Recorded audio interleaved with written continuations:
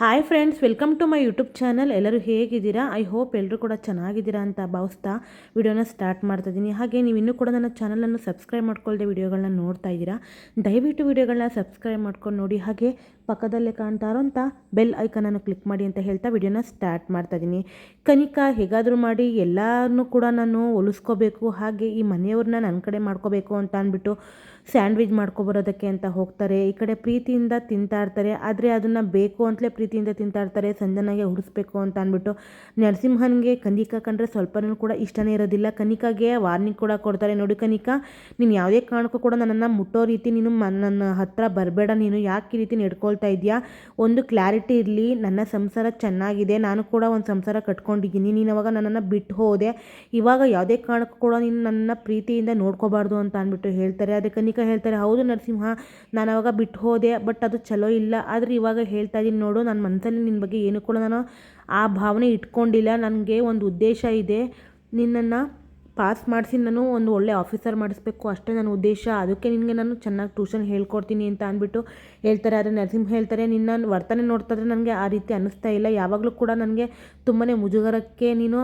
ಈಡಾಗೋ ರೀತಿ ನಡ್ಕೊಳ್ತಾ ಇದೆಯಾ, ಇದು ತಪ್ಪಲ್ವಾ ಅಂತ ಅಂದ್ಬಿಟ್ಟು ಹೇಳ್ತಾ ಇರ್ತಾರೆ. ಆದರೆ ಕನಿಕಾ ಇಲ್ಲ, ನಾನು ಆ ರೀತಿ ನಡ್ಕೊಳ್ಳೋದಿಲ್ಲ, ತಲೆ ಮೇಲೆ ಪ್ರಮಾಣ ಕೂಡ ಇಟ್ಟು ಮಾತಾಡ್ತಾ ಇರ್ತಾರೆ. ಹಾಗೆ ಕೈ ಹಿಡ್ಕೊಂಡು ಕೂಡ ಮಾತಾಡ್ತಾ ಇರ್ತಾರೆ. ಇದನ್ನೆಲ್ಲನೂ ಕೂಡ ಸಂಜನಾ ಕೇಳಿಸ್ಕೊತಾ ಇರ್ತಾರೆ. ಹಾಗೆ ಸಂಜನಾಗೆ ಅನಿಸುತ್ತೆ, ಅಲ್ಲ ಈ ಮನೆ ಪೂಜೆ ಕೂಡ ಮಾಡಿಬಿಟ್ಟಿದ್ದಾಳೆ, ನರಸಿಂಹನ್ಗೆ ಸ್ಯಾಂಡ್ವಿಚ್ ಕೂಡ ಮಾಡಿಕೊಟ್ಟಿದ್ದಾಳೆ, ಈ ಎಲ್ಲ ಅಧಿಕಾರನ ಕೂಡ ಯಾರು ಕೊಟ್ಟಿದ್ದು, ಇವಳಿಗೆ ಲಿಮಿಟ್ ಏನು ಅಂತ ನಾನು ತೋರಿಸ್ಬೇಕಲ್ವಾ ಅಂತ ಅಂದ್ಬಿಟ್ಟು ಸಂಜನಾ ಯೋಚನೆ ಮಾಡ್ತಾ ಇರ್ತಾರೆ. ನಾನು ಏನಾದರೂ ತಪ್ಪು ಮಾಡಿದ್ನೆ ಇವಳನ್ನು ಈ ಮನೆಗೆ ಕರ್ಕೊಂಡು ಬಂದು ಅಂತ ಅಂದ್ಬಿಟ್ಟು ಥಿಂಕ್ ಮಾಡ್ತಾನೆ ಇರ್ತಾರೆ. ಡೈರೆಕ್ಟಾಗಿ ಬಂದು ಕೇಳೇ ಬಿಡ್ತಾರೆ, ಅಲ್ಲ ಕನಿಕಾ, ನೀನು ಇಲ್ಲಿಗೆ ಬಂದಿರೋ ಉದ್ದೇಶ ನೀನು ಮರೆತುಬಿಟ್ಟಿದ್ಯಾ, ನೀನು ಬಂದಿರೋ ಉದ್ದೇಶ ಏನಂದ್ರೆ ನಿನಗೆ ಅರ್ಥ ಆಗ್ತಿದ್ಯಾ, ನಾನು ನಿನಗೆ ಕರ್ಕೊಂಡು ಬಂದಿದ್ದು ಟ್ಯೂಷನ್ ಹೇಳ್ಕೊಡೋದಕ್ಕೆ ಮಾತ್ರ, ಆದರೆ ನೀನು ಮಾಡ್ತಾರೋ ಕೆಲಸ ಏನು, ನನ್ನ ಗಂಡನೇ ಬುಟ್ಟಿಗೆ ಹಾಕೋತಾ ಇದೆಯಾ ಅಂತ ಅಂದ್ಬಿಟ್ಟು ಕೇಳ್ತಾ ಇರ್ತಾರೆ.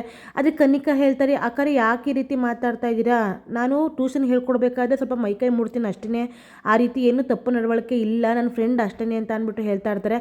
ಆದರೆ ಸಂಜನಾ, ಇಲ್ಲ, ನೀನು ಏನೋ ಒಂದು ಇಲ್ಲಿ ಮಾಡೋದಕ್ಕೇ ಬಂದಿರೋದು, ನನಗಿಲ್ಲಿ ಅರ್ಥನೇ ಆಗಲಿಲ್ಲ, ಯಾಕೆ ಅಂತ ಅಂದರೆ ನಾನು ನಿನ್ನನ್ನು ಕರ್ಕೊಂಡು ಬಂದು ತಪ್ಪು ಮಾಡಿಬಿಟ್ಟೆ ಅಂತ ಅಂದ್ಬಿಟ್ಟು ಹೇಳಿದಾಗ ಈ ಕಡೆ ಕನಿಕಾ, ಅಕ್ಕ ಸ್ವಲ್ಪ ನೀವು ನೋಡ್ಕೊಂಡು ಮಾತಾಡಿ, ಯಾಕೆ ರೀತಿ ಮಾತಾಡ್ತಾ ಇದ್ದೀರಾ ಅಂತ ಅಂದ್ಬಿಟ್ಟು ಕೇಳ್ತಾ ಇರ್ತಾರೆ. ಆದರೆ ಸಂಜನಾ ಸುಮ್ಮನೆ ಕೂರೋದೇ ಇಲ್ಲ, ನೋಡು ನೀನು ಸ್ವಲ್ಪ ಅರ್ಥ ಮಾಡ್ಕೊ, ನನ್ನ ಗಂಡ ಯಾವತ್ತಿಗೂ ಕೂಡ ಯಾವ ಹೆಣ್ಣನ್ನು ಕೂಡ ನೋಡ್ದವನು ಅಲ್ವೇ ಅಲ್ಲ, ಅವ್ನು ನನ್ನನ್ನು ಮಾತ್ರ ಇಷ್ಟಪಡೋದು, ಪ್ರೀತಿ ಮಾಡೋದು, ಅವನು ಇವಾಗ ನನ್ನಿಂದ ದೂರ ಇರ್ಬೋದು, ಯಾಕೆ ಅಂತಂದರೆ ಅದಕ್ಕೆ ಕೆಲವು ಕಾರಣಗಳು ಕೂಡ ಇದೆ, ಅದನ್ನೇ ನೀನು ಅರ್ಥ ಮಾಡಿಕೊಂಡು ಸುಮ್ಮನಿದ್ದರೆ ಸರಿ ಹೋಗುತ್ತೆ, ಅದನ್ನು ನೀನು ಮಿಸ್ಯೂಸ್ ಮಾಡಿಕೊಂಡ್ರೆ ಸರಿ ಹೋಗೋದಿಲ್ಲ ನೋಡು ಅಂತ ಅಂದ್ಬಿಟ್ಟು ಹೇಳ್ತಾ ಇರ್ತಾರೆ. ಅದೇ ಕನಿಕಾಗೆ ತುಂಬಾ ಕೋಪ ಬರ್ತಾ ಇರುತ್ತೆ. ಕನಿಕಾ ಹೇಳೇ ಬಿಡ್ತಾರೆ, ಹೌದಾ ಸಂಜನಕ್ಕ, ಈ ರೀತಿ ಹೇಳ್ತಾ ಇದ್ದೀರಾ ನೀವು, ನಿಮ್ಗೊಂದು ವಿಷಯ ಗೊತ್ತಿದೆಯಾ, ನರಸಿಂಹ ನಿಮಗಿನ್ನ ಮೊದಲು ನನ್ನನ್ನು ಇಷ್ಟಪಟ್ಟಿದ್ದು ಅಂತ ಅಂದ್ಬಿಟ್ಟು ಹೇಳೇ ಬಿಡ್ತಾರೆ. ಈ ಕಡೆ ಶಾಕ್ ಆಗುತ್ತೆ ಸಂಜನೆಗೆ, ಹೌದಾ ನರಸಿಂಹ ಇಷ್ಟಪಟ್ಟಿದ್ನ, ನನ್ನ ಹತ್ರ ಈ ವಿಚಾರ ಯಾವತ್ತಿಗೂ ಕೂಡ ಹೇಳೇ ಇಲ್ವಲ್ಲ ಅವನು ಅಂತ ಅಂದ್ಬಿಟ್ಟು ಕೇಳ್ತಾ ಇರ್ತಾರೆ. ಆದರೆ ಕನಿಕಾ, ಇಲ್ಲ ನೀವು ತಪ್ಪು ತಿಳ್ಕೊಂಡಿದ್ದೀರಿ, ಮೊದಲು ನಾನು ಅವನ ಬಾಳಲ್ಲಿ ನಾನೇ ಬಂದಿರೋದು, ನೀವು ಸೆಕೆಂಡ್ ಅಷ್ಟೇ ಅಂತ ಅಂದ್ಬಿಟ್ಟು ಹೇಳ್ತಾ ಇರ್ತಾರೆ. ಫ್ಯಾಕ್ಟ್ ಮೊದಲು ತಿಳ್ಕೊಳ್ಳಿ ಅಂತ ಅಂದ್ಬಿಟ್ಟು ಹೇಳ್ತಾ ಇರ್ತಾರೆ. ಅದು ಸಂಜನಾ, ನೀನು ನಿನ್ನ ಲಿಮಿಟ್ನ ಕ್ರಾಸ್ ಮಾಡ್ತಾ ಇದೆಯಾ, ನಿನ್ನ ಅದ್ಬಸ್ತಲ್ಲಿ ನೀನು ಇರಬೇಕಷ್ಟೇ, ಇನ್ನು ಮುಂದೆ ಯಾವುದೇ ಕಾರಣಕ್ಕೂ ಕೂಡ ನೀನು ನನ್ನ ಗಂಡನ ಮೈಕೈ ಟಚ್ ಮಾಡೋಕ್ಕೂಡ್ದು ಅಂತ ಅಂದ್ಬಿಟ್ಟು ಹೇಳೇ ಬಿಡ್ತಾರೆ. ಮೊದಲು ಈ ಮನೆಯಿಂದ ಆಚೆ ಆಗ್ತೀನಿ ಅಂತ ಅಂದ್ಬಿಟ್ಟು ಹೇಳಿದಾಗ ಈ ಕಡೆ ಕನಿಕಾ, ನೋಡು ಸಂಜನಾ, ನಿನ್ನ ಗಂಡನ ಬಾಳಲ್ಲಿ ಬಂದಿರೋದು ನಾನು ಮೊದಲು ಪ್ರಿಫರೆನ್ಸ್ ನನಗೆ ಕೊಡಬೇಕು, ನೀ ಸೆಕೆಂಡ್ ಅಷ್ಟೇ, ನೋಡು ಇನ್ನು ಮುಂದೆ ನಾನು ನರಸಿಂಹನ ಹೇಗೆ ಹೊಲಿಸ್ಕೊತೀನಿ ಅಂತ ಅಂದ್ಬಿಟ್ಟು, ಅಷ್ಟಕ್ಕೂ ನೀನು ಮದುವೆಯಾಗಿ ನರಸಿಂಹನಿಗೆ ಏನು ಸುಖ ಸಂತೋಷ ಕೊಡ್ತಾ ಇದ್ದೀಯಾ, ನಾನು ಬಂದಿದ್ದು 2 ದಿನಕ್ಕೆ ಇಷ್ಟೊಂದು ಜಗಳ ಆಡ್ಕೊತಾ ಇದ್ದೀರಾ, ನಾಯಿ ಕಚ್ಚಾಡ್ದಂಗೆ ಕಚ್ಚಾಡ್ತಾ ಇರ್ತೀರಾ, ನರಸಿಂಹನ್ಗಂತೂ ನಿನ್ನ ಕಂಡ್ರೆ ಸ್ವಲ್ಪನೂ ಕೂಡ ಪ್ರೀತಿನೇ ಇಲ್ಲ, ನೀನು ಅವ್ನ ಬಾಳಲ್ಲಿ ಏನಕ್ಕೆ ಬಂದೆ ಅಂತ ಅಂದ್ಬಿಟ್ಟು ಹೇಳ್ತಾ ಇರ್ತಾರೆ.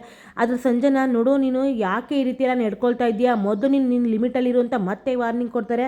ಅದೇ ಕನಿಕಾ ಹೇಳ್ತಾರೆ, ನೋಡು ನಾನು ನಿನ್ನ ಗಂಡನ ಎಕ್ಸ್ ಗರ್ಲ್ ಫ್ರೆಂಡ್ ಅದೀನಿ, ಫಸ್ಟ್ ಪ್ರಿಫರೆನ್ಸ್ ನನಗೆ ಸಿಗಬೇಕು, ನರಸಿಂಹನ ಬಿಟ್ಕೊಡೋ ಮಾತೇ ಇಲ್ಲ, ಒಂದು ಸರಿ ನಾನು ನರಸಿಂಹನ ಬಿಟ್ಕೊಟ್ಟಿದ್ದೀನಿ, ಇನ್ನು ಮುಂದೆ ನಾನು ಆ ರೀತಿ ತಪ್ಪು ಮಾಡೋದಕ್ಕೆ ರೆಡಿನೇ ಇಲ್ಲ, ಅದೇನು ಮಾಡ್ಕೊಂತಿ ಮಾಡ್ಕೊ, ನರಸಿಂಹನ ನಾನು ಹತ್ತಿರ ಮಾಡ್ಕೊಳ್ಳೋದಕ್ಕೆ ಇಲ್ಲಿಗೆ ಬಂದಿರೋದು ಅಂತ ಅಂದ್ಬಿಟ್ಟು ಹೇಳೇ ಬಿಡ್ತಾರೆ. ಈ ಕಡೆ ಸಂಜನೆಗೆ ಬಿಗ್ ಶಾಕ್ ಆಗಿರುತ್ತೆ, ಅಲ್ಲ ನಾನೇ ತೊಂದರೆನ ತಂದು ತಗ್ಲಾಕೊಂಡಂಗೆ ಹಾಗಾಯ್ತಲ್ಲ, ನಾನು ಯಾಕೆ ಈ ರೀತಿ ಕೆಲಸ ಮಾಡಿದೆ ಅಂತ ಅಂದ್ಬಿಟ್ಟು ತುಂಬಾ ನೋವನ್ನು ಅನುಭವಿಸ್ತಾ ಇರ್ತಾರೆ. ಹಾಗೆ ಈ ಕಡೆ ದೀಪ ಚಿರು ಜೊತೆ ಡ್ಯಾನ್ಸ್ ಮಾಡ್ತಾ ಇರ್ತಾರೆ. ಚಿರಾಗ್ ಹೇಳ್ತಾರೆ, ನೋಡಿ ದಿಶಾ ಅವರೇ ತುಂಬಾ ಚೆನ್ನಾಗಿ ಡ್ಯಾನ್ಸ್ ಮಾಡ್ತಾ ಇದ್ದೀರಾ ನೀವು ಇಷ್ಟು ಡ್ಯಾನ್ಸ್ ಚೆನ್ನಾಗಿ ಆಡೋದನ್ನ ನೋಡೇ ಇರಲಿಲ್ಲ, ನನಗೆ ತುಂಬಾ ಖುಷಿ ಆಗುತ್ತೆ ಅಂತ ಅಂದ್ಬಿಟ್ಟು ಹೇಳಿದಾಗ ಈ ಕಡೆ ದಿಶಾ ಹೇಳ್ತಾರೆ, ಹೌದು ಚಿರಾಗ್, ನನಗೂ ಕೂಡ ಖುಷಿ ಆಯಿತು, ನಾವಿಬ್ಬರು ಕೂಡ ಚೆನ್ನಾಗಿ ಡ್ಯಾನ್ಸ್ ಮಾಡಿದ್ವಿ ಅಲ್ವಾ ಅಂತ ಅಂದ್ಬಿಟ್ಟು ಖುಷಿಯಿಂದ ಇರ್ತಾರೆ. ಆದರೆ ಈ ಕಡೆ ಸೌಂದರ್ಯ ಏನಾಗ್ತಿದೆ ಇಲ್ಲಿ, ನಾನು ಏನಾಗಬಾರ್ದು ಅಂತ ಅಂದ್ಕೊಂಡಿದ್ನೋ ಅದೇ ಆಗ್ತಿದೆ. ಯಾಕೆ ಈ ರೀತಿ ನಡ್ಕೊಳ್ತಾ ಇದ್ದಾಳೆ ಈ ದಿಶಾ, ನನಗಂತೂ ಕೂಡ ಅರ್ಥನೇ ಆಗ್ತಿಲ್ಲ. ಮನೆಗೆ ಹೋಗಿ ವಿಚಾರಿಸ್ಕೊತೀನಿ ಅಂತ ಅಂದ್ಬಿಟ್ಟು ಕೋಪ ಮಾಡಿಕೊಂಡು ಹೊರಟೇ ಹೋಗ್ತಾರೆ. ಈ ಕಡೆ ಚಿರಾಗ್ ಅವರು ದಿಶಾನ ಹಗ್ ಮಾಡ್ತಾ ಇರ್ತಾರೆ. ಹಾಗೆ ಮನೆಯಲ್ಲಿ ಕೂಡ ಪ್ರೀತಿಯಿಂದ ಹತ್ತಿರದಲ್ಲಿ ಹೋಗ್ಬಿಟ್ಟು ಒಂದು ಕಿಸ್ ಕೊಡಿ ಅಂತ ಅಂದ್ಬಿಟ್ಟು ಕೂಡ ಕೇಳ್ತಾರೆ. ಈ ಕಡೆ ದಿಶಾಗೆ ತುಂಬಾ ನಾಚಿಕೆ ಆಗ್ತಾ ಇರುತ್ತೆ. ಹಾಗೆ ಒಂಥರ ಬೇಜಾರು ಕೂಡ ಆಗ್ತಾ ಇರುತ್ತೆ. ಇವ್ರು ಯಾಕೆ ನನ್ನನ್ನು ಇಷ್ಟೊಂದು ಇಷ್ಟಪಡ್ತಾ ಇದ್ದಾರೆ, ದೀಪನ ಇವರು ನಿಜವಾಗ್ಲೂ ಕೂಡ ಮರೆತುಬಿಟ್ಟಿದ್ದಾರಾ ಅಥವಾ ಏನಾದರೂ ಫೇಕಾಗಿ ನಾಟಕ ಆಡ್ತಾ ಇದ್ದಾರಾ ಗೊತ್ತಿಲ್ವಲ್ಲ. ಅಕಸ್ಮಾತ್ ಇವರು ದೀಪ ಮೇಲೆ ಪ್ರೀತಿ ಇದ್ದಿದ್ರೆ ಈ ರೀತಿ ನಡ್ಕೊಳ್ತಾ ಇದ್ರ ಏನು ಕೂಡ ನನಗೆ ಅರ್ಥನೇ ಆಗ್ತಾ ಇಲ್ಲ. ಆದರೆ ನನಗೆ ಒಂದಂತೂ ಖಚಿತವಾಗಿ ಗೊತ್ತಿದೆ, ಚಿರಾಗ್ ಅವ್ರು ನನ್ನ ಹತ್ರ ಬಂದಾಗ ನನಗೇನೋ ಒಂಥರ ಆಗ್ತಾಯಿದೆ. ಅವರನ್ನು ದೂರ ಮಾಡ್ಕೊಳ್ಳೋ ಮಾತೇ ಇಲ್ಲ ಅಂತ ಅಂದ್ಬಿಟ್ಟು ಅನ್ಕೊತಾ ಇರ್ತಾರೆ. ಈ ಕಡೆ ಚಿರಾಗ್ ಅವರು ಮತ್ತೆ ಕೇಳ್ತಾರೆ, ನೋಡಿ ದೀಪ ಅವರೇ, ನಿಮ್ಮ ಬಾಯಿಂದಲೇ ನಾನು ಹೇಗಾದರೂ ಮಾಡಿ ಸತ್ಯನ ಆಚೆ ಬರ್ಸ್ತೀನಿ. ಏಕೆ ಅಂತಂದರೆ ಇಷ್ಟೊಂದೆಲ್ಲ ಇಂಗ್ಲೀಷ್ ಮಾತಾಡ್ತಾ ಇದ್ದೀರಾ, ನಿಮಗೆ ಎಲ್ಲಿ ಬರ್ತಿತ್ತು ಇಂಗ್ಲೀಷು ಅಂತ ಅಂದ್ಬಿಟ್ಟು ಪ್ರೀತಿಯಿಂದ ಕೇಳಿದಾಗ, ಏನು ಚಿರಾಗ್ ಈ ರೀತಿ ಕೇಳ್ತಾ ಇದ್ದೀರಾ, ನಾನು ಚಿಕ್ಕ ಮಗುವಿಂದನೇ ಕೂಡ ಇಂಗ್ಲೀಷ್ ಮಾತನ್ನು ಚೆನ್ನಾಗಿ ಮಾತಾಡ್ತೀನಿ ಅನ್ನೋದು ನಿಮಗೆ ಗೊತ್ತಿಲ್ವಾ ಅಂತ ಅಂದ್ಬಿಟ್ಟು ಹೇಳಿದಾಗ ಚಿರಾಗ್ ಅವರು, ಹೌದು ನನಗೆ ಗೊತ್ತೇ ಇರಲಿಲ್ಲ, ಇಷ್ಟೊಂದು ಫ್ಲೂಯೆನ್ಸಿಯಾಗಿ ಇಂಗ್ಲೀಷ್ ಮಾತಾಡ್ತಿರಲ್ಲ ಅಂತ ಅಂದ್ಬಿಟ್ಟು ಮತ್ತೆ ಕ್ವಶನ್ ಕೇಳ್ತಾರೆ. ಯಾಕೆ ಈ ರೀತಿ ಕೇಳ್ತಾ ಇದ್ದಾರೆ, ಅಕಸ್ಮಾತ್ ಏನಾದರೂ ದೀಪ ನಾನೇನೋ ಸತ್ಯ ಏನಾದರೂ ಗೊತ್ತಾಗ್ಬಿಟ್ಟಿದ್ಯಾ ಅಂತ ಅಂದ್ಬಿಟ್ಟು ದೀಪ ಅವರೇ ಕ್ವಶನ್ ಕೂಡ ಹಾಕೊಳ್ತಾ ಇರ್ತಾರೆ. ಈ ಕಡೆ ಅರ್ಚನಾ ಕೂಡ ವಿರಾಟ್ ಮನೆಗೆ ಹೋಗಿ ಪಾಪುನ ಕೂಡ ನೋಡಿಕೊಂಡು ತಿಂಡಿ ಕೂಡ ತಿನ್ನಿಸ್ತಾ ಇರ್ತಾರೆ. ಈ ಕಡೆ ತಿಂಡಿ ತಿನ್ನಿಸ್ತಿರೋವಾಗ ವಿರಾಟ್ ಕೂಡ ಅರ್ಚನಾ ನೋಡಿಬಿಟ್ಟು, ನೋಡಿ ನಿಮ್ಮಿಂದ ನನಗೆ ತುಂಬಾ ಹೆಲ್ಪ್ ಆಗಿದೆ, ನಿಮ್ಮ ಋಣ ಯಾವತ್ತಿಗೂ ಕೂಡ ನನ್ನ ಮೇಲೆ ಇದ್ದೇ ಇರುತ್ತೆ, ನನ್ನ ಮಗಳು ಇವಾಗ ಹೊಟ್ಟೆ ತುಂಬ ಊಟ ತಿಂತಾ ಇದ್ದಾಳೆ ಅಂತ ಅಂದರೆ ಅದಕ್ಕೆ ನೀವೇ ಕಾರಣ ಅಂತ ಅಂದ್ಬಿಟ್ಟು ತುಂಬಾ ಖುಷಿ ಪಡ್ತಾ ಇರ್ತಾರೆ. ಹಾಗೆ ಅರ್ಚನಾ ಕೂಡ ಹೇಳ್ತಾರೆ, ನೋಡಿ ನಾನು ನಿಮಗೋಸ್ಕರ ಏನು ಇಲ್ಲಿ ಬಂದಿಲ್ಲ, ಮಗುಗೋಸ್ಕರ ಬಂದಿದ್ದೀನಿ ಅಷ್ಟೇ. ಸಾನ್ವಿ ಪುಟ್ಟನ ನೋಡಿದ್ರೆ ನನಗೆ ಒಂಥರ ಫೀಲಿಂಗ್ ಆಗುತ್ತೆ, ನನಗೆ ತುಂಬಾ ಪ್ರೀತಿ ಬರುತ್ತೆ. ಏಕೆ ಅಂತಂದರೆ ಅವಳು ನನ್ನನ್ನು ಅಮ್ಮ ಅಂತ ಬಾಯಿ ತುಂಬ ಕರೀತಾಳಲ್ವ, ಅದಕ್ಕೋಸ್ಕರ ಅಷ್ಟೇ. ಇದು ಎಲ್ಲನೂ ಕೂಡ ನಾನು ಮಾಡ್ತಾ ಇರೋದು ನಾನು ಸಾನ್ವಿ ಪುಟ್ಟಾಗ ಮಾತ್ರ ಅಂತ ಅಂದ್ಬಿಟ್ಟು ಹೇಳಿದಾಗ ವಿರಾಟ್ ಅವರು, ಸರಿ ಆಯಿತು, ಇದೆಲ್ಲನೂ ಕೂಡ ಸ್ವಲ್ಪ ದಿನಗಳು ಮಾತ್ರ, ಅಲ್ಲಿ ತನಕ ನಿಮಗೆ ಸ್ವಲ್ಪ ಕಷ್ಟ ಇರುತ್ತೆ ಅಂತ ಅಂದ್ಬಿಟ್ಟು ಹೇಳ್ತಾ ಇರ್ತಾರೆ. ಇಲ್ಲಿಗೆ ಸಂಚಿಕೆ ಕೂಡ ಮುಕ್ತಾಯವಾಗುತ್ತೆ. ವಿಡಿಯೋ ಇಷ್ಟ ಆದರೆ ಲೈಕ್ ಮಾಡಿ ಅಂತ ಹೇಳ್ತಾ ಥ್ಯಾಂಕ್ ಯು ಫಾರ್ ವಾಚಿಂಗ್.